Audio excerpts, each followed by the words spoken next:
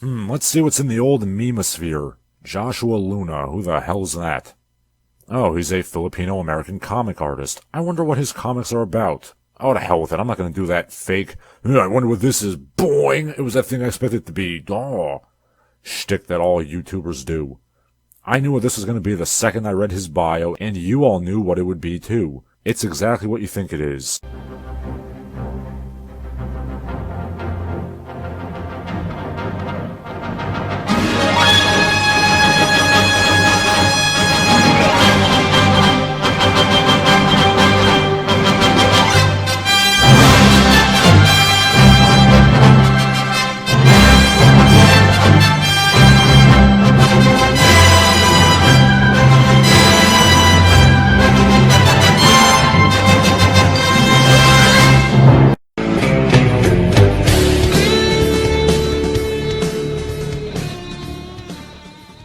Hi, I'm Larson Halleck, and here we go again. Here we fucking go again. It never ends. In all honesty, I'm getting really tired of talking about Asian sex bullshit. I've done probably 10 or so videos pertaining to it. It's the same old crap every time, and nobody listens. So you know what? Before I even talk about Joshy Boy, I'm gonna exhaustively say everything that has to be said about Asian sex bullshit, so that the next time it inevitably comes up, I will literally just copy and paste it, and you can pass it around to all your friends as a handy reference guide. Here we go. Asian sex bullshit is...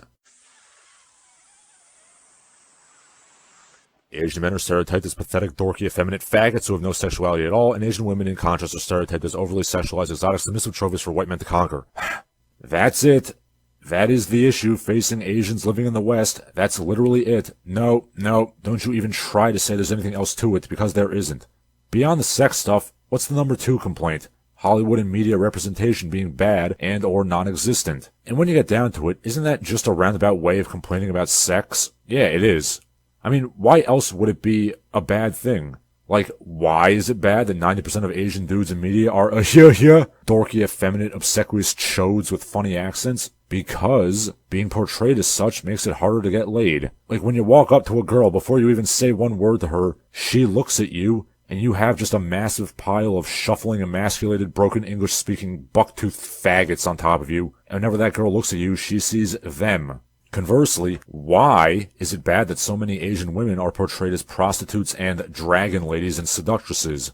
Because it causes your dating life to be filled with a big thundering herd of lard-ass, no-neck white losers and smelly incels who mouth-breathe heavily as they clumsily paw at you, their dim-witted minds full of turgid erect nipple wet dreams of being given exotically named sexual practices by some golden-toned sexpot in a kipow, which is all rather demeaning and objectifying. But do you see my point? It all goes back to sexual anger and frustration when you boil it down. That is the problem, and I defy anybody watching to go to the comments and prove to me that it's anything beyond that. It certainly isn't anything like education, incarceration, obesity, or anything else, since Asian Americans are cleaning the clocks of everybody else on those fronts. Oh sure, when pressed to enumerate a list, they'll bring up the Chinese Exclusion Act of 1882 or the internment camps from the 40s or whatever. And obviously I don't approve of those things, but come on, they don't actually believe that those create that mysterious phlogiston of institutional racism. They don't really care about it. And how can I prove that? Because look at their media output. Look at the TED Talks. Do they ever bring those things up in the TED Talks? No. Whenever an Asian dude does a TED Talk, it is basically without exception about the same old emasculation, sexual erasure, representation, blah blah stuff. You know what they're not talking about? Racist government policies from 100 years ago. Yeah, they'll bring up colonialism sometimes, but again, doesn't that basically also boil down to sex, domination, and specifically emasculation? Sex and warfare are of course inherently intertwined, and in particular this notion of the white conqueror ravishing the Asian woman. By the old Mulmine Pagoda looking eastward to the sea, there's a Burmese girl a-sittin', and I know she thinks of me. Especially since, unlike some other places that got colonized, there isn't a huge degree of crippling, desperate poverty and criminality. Now what I mean by that is, most Asian countries are not first world countries, certainly, but they're certainly not as bad as, say, Francophone Africa, so you can't really blame desperate hand-to-mouth poverty, genocide, and rampant crime on the white man because, well, those things aren't really happening that much. So all the anger transfers to sex. And yeah, I am aware that sexual exploitation happens in all places that got colonized, and it isn't unheard of for other peoples to talk about it. I've seen specific criticisms of, say, hypersexualized depictions of the quote-unquote Indian maiden from Native American activists, for one. You know, the fevered masturbatory dreams of Claude Reagan, who I've talked about. Or the hypersexualized depictions of black women in hip-hop culture, the old Jezebel stereotype, to set another example. Ignoring that these are often created by other black people, but that's neither here nor there. But all I'm saying is, while the sexual issues do exist for many peoples, it does not appear to be this overwhelming preoccupation that dominates the post-colonialist woke discourse of, say, Africans or Latin Americans or Native Americans. But it is the overwhelming preoccupation of Asian people. Why? It's simple. NAM communities have actual, issues to deal with, as I said above. Poverty and violence and drug addiction and education and gangs and whatever. Those big issues are obviously much more important, so they preoccupy the writer's time, leaving the sex stuff to be a distant runner-up. Asian American communities, in contrast, don't deal with that stuff for the most part. And yes, I know there are poor Asians. I know that there are gangs. We're talking about the averages here. And since Asians, again on average, don't have to deal with those issues, their racial anger focuses on the biggest available target of racial animus, which is the sex stuff, the legitimacy of which, and spoilers, there certainly is legitimacy, we will be discussing shortly. You want proof of this being an overwhelming preoccupation? Because I feel some of you don't believe me. Let's go, shall we? Alex Tizan wrote books about emasculation, sexual erasure, and representation. And also the occasional article about how his family owned a slave, but that's neither here nor there. Every play David Henry Hwang has ever written is about emasculation, sexual erasure, and representation. Gene Yang's comic book American-Born Chinese is about, well, not so much sexual erasure since it's about a young boy, but certainly emasculation and representation stereotyping.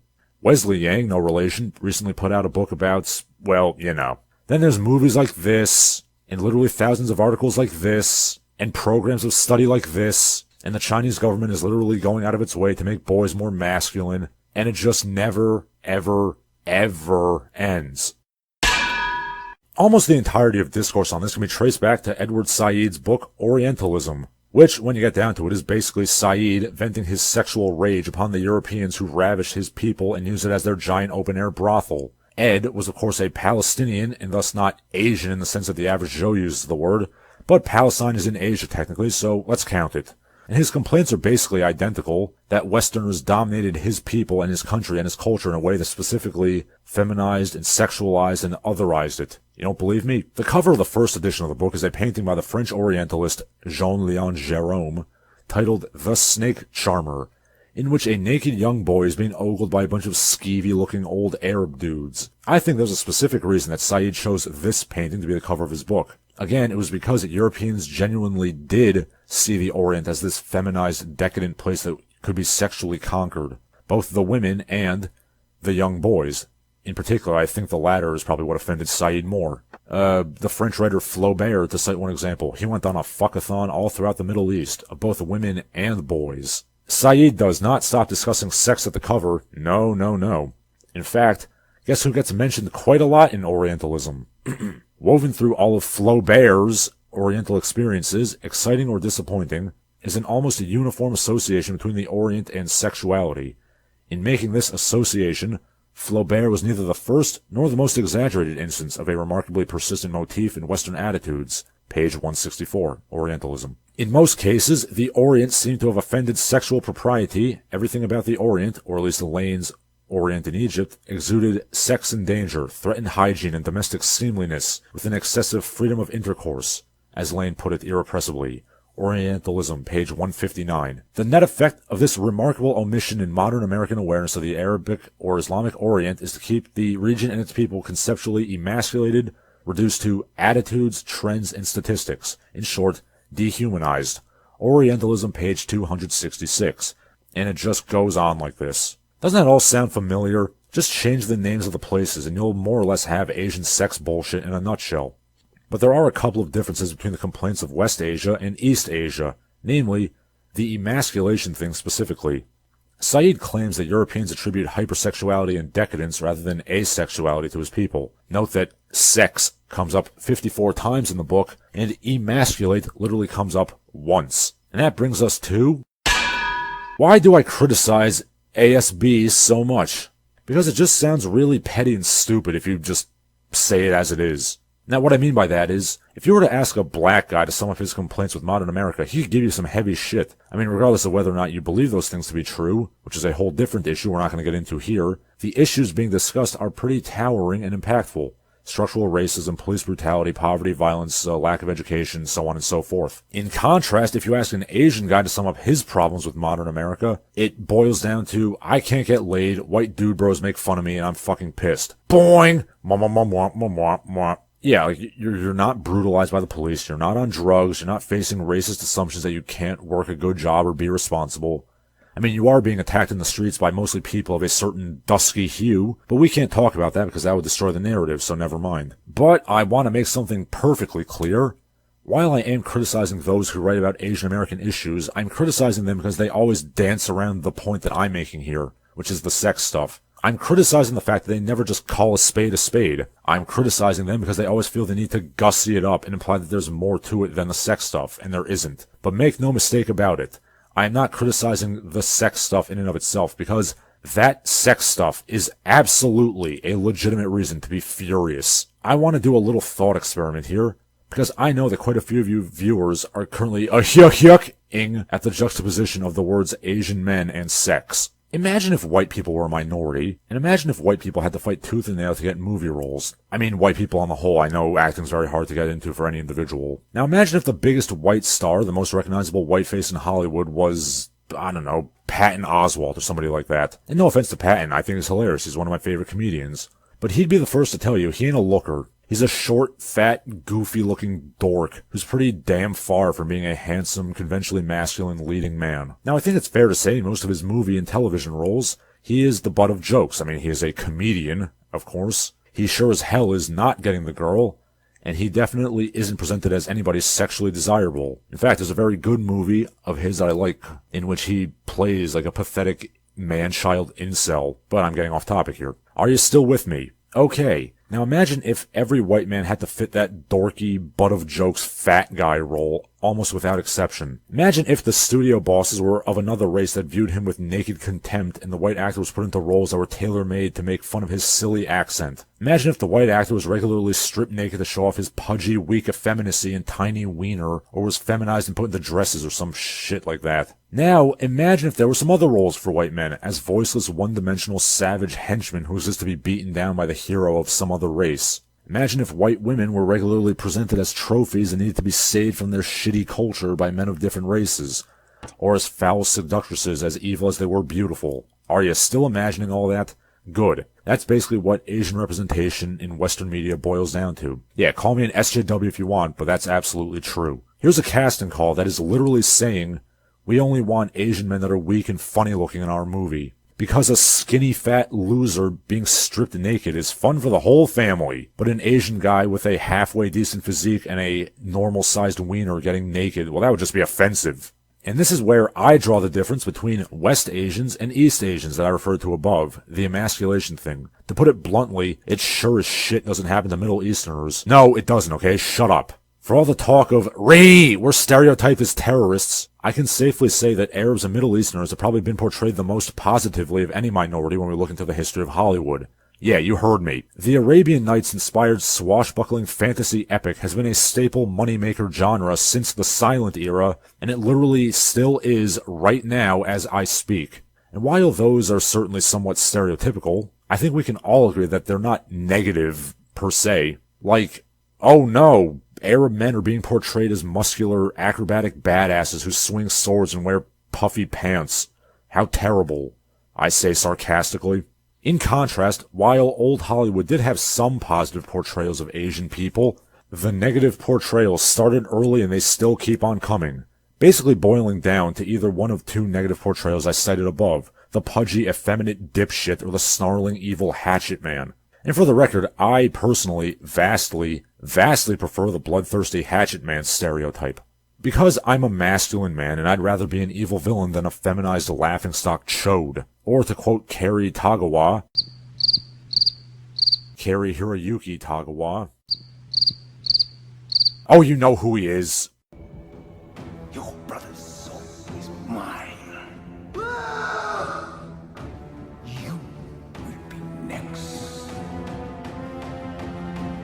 when he was criticized in the past for always playing bad guys, he said something to the effect of, I would rather play a villain than some effeminate, dorky businessman, because I want the world to see that an Asian man has a pair of balls.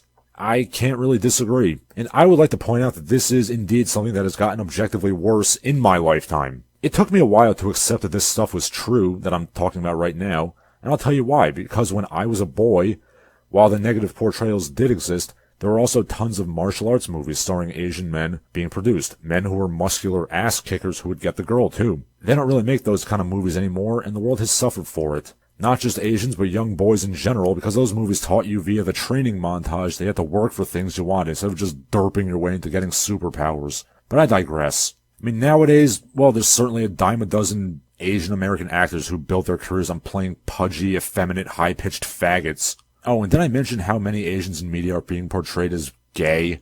Not just the actors, because, well, it's Hollywood and everybody's gay, but the characters themselves. And, yes, I am aware that there are plenty of white men who play pudgy dorks who get made a fool of in cross-dress and all that stuff. But there are alternatives to that. Well, there really aren't mainstream alternatives for Asian people. But let's go back to the main issue here, the emasculation issue, the tucking hands into sleeves obsequious broken English-speaking pussy role. It's certainly one that goes back all the way to the turn of the century, if not earlier. Let's take 1932's The Mask of Fu Manchu as an example. How does the very end of that movie go? Are you sure it's necessary, Nyland? Father would so much have wanted to have it in the museum. I'm very sorry, my dear. As much as I respect your father's memory, we can't afford to take any chances. There may be other Fu Manchus in the future. By golly, after all that's happened, I wouldn't be surprised to see the hand of that fellow Fu Manchu get out of the ocean and grab it. I don't think there's much danger of that. Well, Genghis Khan, wherever you are, here's your... Did you hear it? Peanut, sir. Good evening. Good evening, sir. You aren't by any chance the doctor of philosophy? Law? Medicine? I don't think so, sir. But are you sure? Oh, yes, very sure. I congratulate you. Thank you. Did you catch that? Neeland nervously asks this buck-toothed, obsequious slope if he's a cold-blooded, charismatic mastermind who holds 3 PhDs, and of course he isn't, so it's okay. In other words, the main character, the movie itself, and by extension, the Western world on the whole, remember that the Fu Manchu franchise was created by an Irishman, but this movie was made in America, the Western world on the whole would really prefer its Chinese men to be bowing and scraping weaklings, serving food with funny accents, rather than terrifying, diabolical, 8-foot-tall madmen who might pose a threat.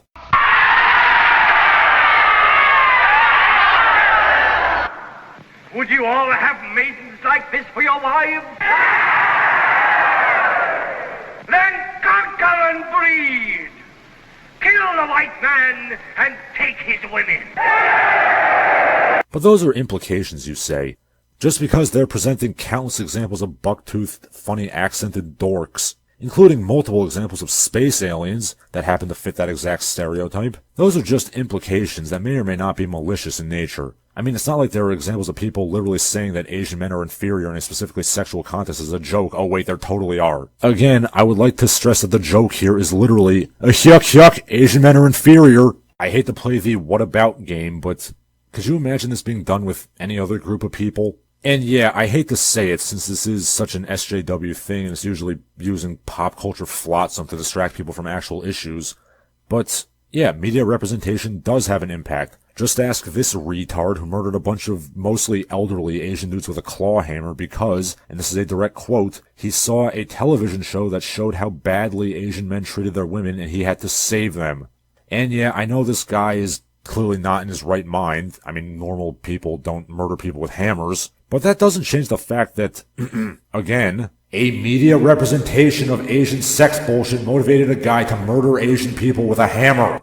Now we come to the woman's side of things, the flip side of the coin, that they need to be saved from men of their own race, if not literally portrayed as objects to be conquered and won. For you see, if Asian men are either neutered weaklings or dead villains, that leaves the women ripe for the taking.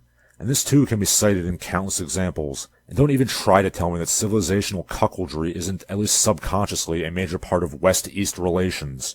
Kipling's Mandalay, Clancy's The Bear and the Dragon, Showdown in Little Tokyo, and so on and so forth. The list goes on and on. While I am a man, and thus I am vastly more knowledgeable about the male side of things, I have female relatives, so it's not totally foreign to me. And yeah, I can imagine that regularly being accosted by no-neck, lard-ass, autist mukbangers who think that you'll fuck them all night because they're white men. It's probably annoying. Both of you are men, but better a sausage than a string bean, she answered, grasping the former in her soft left hand. She must really like me, Nomori reflected. 3 nights in a row. I suppose General Fang isn't the man he thinks he is. Tom Clancy's The Bear and the Dragon. Yeah, that's a great sex scene that was presumably written with one hand by a guy who looks like this. So, yeah, I think we can say that the media representation thing, the desexualization thing, is certainly not some fake grievance. It is certainly something that exists, and is certainly something that has real-world consequences. But what is to be done? Okay, here's the part that's going to get people mad at me, and has gotten me blocked by several Twitter accounts. But, stop giving the enemy ammunition. In other words, please stop being the pudgy, effeminate, high-pitched, obsequious dweeb. Like, can we please stop making this guy? It's not like the media is presenting this totally false image, but every Asian dude is really a 6'4" underwear model. I mean, obviously, not everybody is like this, but these guys exist, and I'm really tired of seeing him. And there's no point in pretending that he doesn't exist. Like, does nobody else realize this? The reason that it's completely acceptable to humiliate and make fun of Asians in a way that would be social suicide if it were done to most non-white races is because people see you as an easy, compliant target. Nobody's afraid of you, and you ought to change that. I've said it before, and I've said it again. Become the yellow peril. People used to be afraid of you, damn it. And incidentally, that's why I will always defend the character of Fu Manchu. Because he's a cool, threatening, intimidating, powerful, yet honorable villain, his lack of cultural accuracy notwithstanding. I don't care if it's toxic masculinity to say so. Allowing yourself to be weak means that to some extent, your misfortunes are your own doing. Yeah, it sucks everybody shits on you, but you allow yourself to be treated like shit. And if you do happen to be that guy, stop taking Hollywood roles that make you wear thongs or cross-dress or be the universal whipping boy. But how do you stop being that guy? You have to make yourself more masculine. I am not the first person to point this out. Oh, the aforementioned Wesley Yang does this in his book, and he also brings up a very good point, that the main problem with Asian American men is the dearth of masculinity and the utter emasculation, but we're not allowed to say that because the liberals will have you believe that masculinity is inherently bad, unless it's not something that you actually need, and it's certainly not part of any solution. So even though Asians are part of the non-white rainbow coalition, their problems run contrary to the problems that the androgyne soy brigade tells us we're supposed to be solving. And this may very well be the reason why, as I mentioned before, everybody seems to dance around the subject and nobody solves the problem. So since nobody else will, I'm using this video to lay it all out there and say what the issue is. Once again, it's sexual frustration and sexual anger. That's all it is, and that is just as legitimate a complaint as anybody else's. Mr. Yang is, as far as I'm aware, a happily married man, so I think it's fair to say he came to a similar conclusion as yours truly. And now I will tell you how exactly to solve the problem. Hit the gym. Lift weights. Learn some gymnastics and calisthenics. Stop smiling so goddamn much so you don't look like the sleeve-tucking guy handing out fried rice. Stop blaming a group of Bakersfield rednecks for single-handedly inventing the small penis stereotype and somehow propagating it throughout the world. Yes, they do this. I keep saying it's not like there's some shadowy cabal of white men sitting around the table going, "Well, I say, Reginald, how do we desexualize the Asian man? What? Okay, that has never happened. Stereotypes are based on little grains of truth. They don't just come out of thin air. But where was I? Ah, yes. Other things you can do. Take a full contact martial art and get used to being punched in the face. Get in shape, dress well. Cut your fucking bowl cut! Yeah, you're wondering why I have such a virulent hatred of bowl cuts, as shown in the Jared Genesis video. This is a large part of why. Bowl cuts don't look good on anybody, but for some inexplicable reason, Asians in particular seem to be always getting bowl cuts. There is nothing unsexual about you that cannot be changed and made into a panty-moistening sexual feature and or a terrifying factor of intimidation. Or to put it another way, if I were to snap my fingers and make every Asian man on the planet look like Bolo Jung, I'm pretty sure the jokes and humiliation and emasculation would end in the next 5 seconds. Oh, and hey, did I mention that if you measure genetic lineage and direct blood descendants, an Asian dude was the most prolific cocksmith in human history? You can do it. I myself did it. I hated myself and I hated white people when I was young, and I very easily could have become a noodle-armed SJW self-loathing pissant. But I didn't. I started lifting and fighting and screwing, and guess what? When you make a woman have a full-body screaming and twitching orgasm and you realize that you are sexually capable, your hatred of white men melts away. When you squat 3 plates in your socks and people applaud you for doing it and you realize you can be strong and masculine, your hatred of white men will melt away. And you'll realize that despite what you'd think from the jokes and despite even some of the stuff that I've just said, most people don't hate you and they don't mock you. Most people will be cool with you being a manly man, and your anger will dissolve. In my case, obviously this is something that I'm concerned with in the pop culture representation and what have you, but my point is, I'm no longer walking around in a dull haze of self-loathing and resentment of white dude bros. As I may have mentioned once or twice, I once hated the popped collar collective so much that I would virulently refuse to wear polo shirts. Now I wear them fairly frequently, because I associated them with the white dude bros that I hated, and now I don't hate them. I'm not the first person to come up with this idea, or even the second, probably not even the third. This guy did too, maybe you've heard of him. From what I've read in his own writings and Matthew Polly's excellent biography, Bruce Lee's solution to the problem of being seen as the shirking, obsequious yellow faggot was to make himself so overwhelmingly masculine and strong that nobody would ever conceive of him being the mincing Chinaman. Maybe he did a little too much. He was not a particularly faithful husband, and I, of course, do not condone cheating on one's spouse. But again, I would suspect that he had a bit of a chip on his shoulder with regards to sex, and his screwing of multiple actresses and starlets, both white and Asian, was at least in part to prove that he wasn't the sexless court eunuch. Now, of course, from my experience, and in contrast to what I said about a minute ago, there are some people, emphasis on some, who are just inherently hostile to the very thought that an Asian man might be masculine, strong, and sexually desirable. Like their brain just shuts down like something out of an H.P. Lovecraft novel. Oh, how dare he be strong and masculine! Hence why, whenever anybody brings up anything like this in the national conversation, it'll take about 5 seconds for the jokes to start. Asian men are already seen as weak targets of mockery, and when somebody dares raise umbrage, they get mocked even harder, and it goes on. It's all just a vicious cycle. And everybody continues to stagger around and not solve the problem, which is what I've been talking about this whole time. Why do you think people were so angry about the Bruce Lee scene in Once Upon a Time in Hollywood? While I personally didn't find it that bad, because the scene is clearly presented as the self-serving memory of a somewhat shady individual, I can see why, and it relates to the brain shutting down thing. The idea that Bruce Lee had to be portrayed as a somewhat uncharacteristically pompous douche who deserves to be taken down a peg, because it's somehow wrong and unnatural for an Asian man to be cocky and swaggering. Personally, I don't think Quentin Tarantino's racist so much as he's an idiot savant who can't read, and thus tried to justify his portrayal by saying that it was based on reality, it's based on something that he heard. Then again, he has also gone on record saying that he likes the fake Bruceploitation movies more than the real thing, so I don't know. Now that we're on the topic of Hollywood, for that matter, look at how people were so horrified at the thought that women might have been attracted to Sessue Hayakawa back in the 1920s, that they literally ran him out of Hollywood to bring on the endless cavalcade of pudgy, hunched-over fags. Hell, even I get the occasional dirty look when I dare to walk around with an attractive woman on my arm.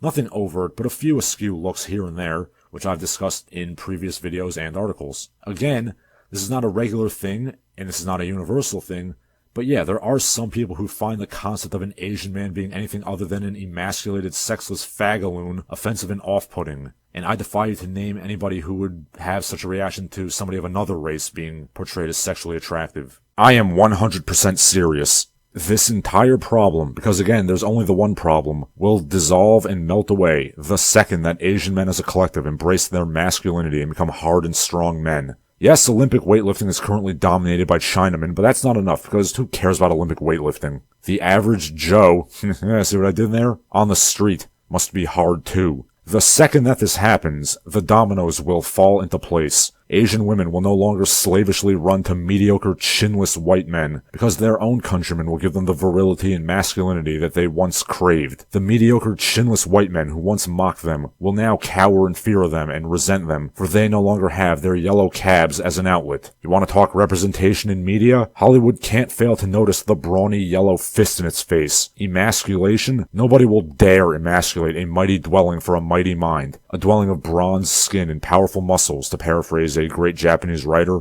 self-respect will be yours, confidence will be yours, and you too will get those looks of shock and resentment as you dare to walk down the street doing your Chad stride and having a pretty girl on your arm. Just like me. Women of every race will be available to you. You too will become the figure that made the San Francisco Chronicle shiver in fear. The figure that kept Jack London awake at night. The terror of Doyer Street. You have a mind like Shakespeare and a face like Satan. Now give yourself a body to go with it. All you have to do is become the Yellow Peril, and your problem will be solved. Okay, so that finally brings me to Joshy Boy himself, Joshua Luna. After giving that whole dissertation on Asian sex bullshit, do I really need to say anything about this man in particular? No, not really. I can literally just copy and paste everything I said and apply it to him. See, it's paying off already. But yeah, this guy's a textbook case of Asian sex bullshit, and his webcomics basically scream that fact. I'm aware he's done work for other comics that don't pertain to this. His seething hatred and resentment of white American men is clearly worn on his sleeve. And why does he hate them? Take a wild guess.